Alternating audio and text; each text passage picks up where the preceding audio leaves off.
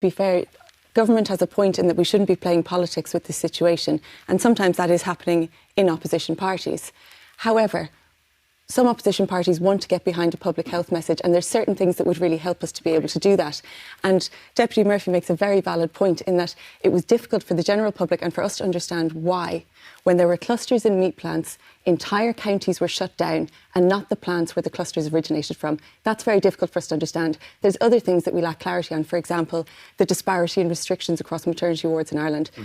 In some areas, it's a geographical lottery as to whether you have to go through the majority of your labour alone, prenatal scans, and people are confused why they can't attend a wedding, why they can attend a wedding with 49 people and they can't attend a prenatal scan for their child, why you'll shut down entire counties, hundreds of business, and not the plant where the cluster originated from. And it was confusing.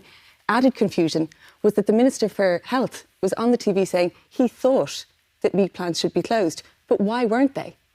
Why are meat plants getting special treatment? We know that they're an essential service. We know they're a food supply chain. But in the end, those meat plants closed due to public pressure.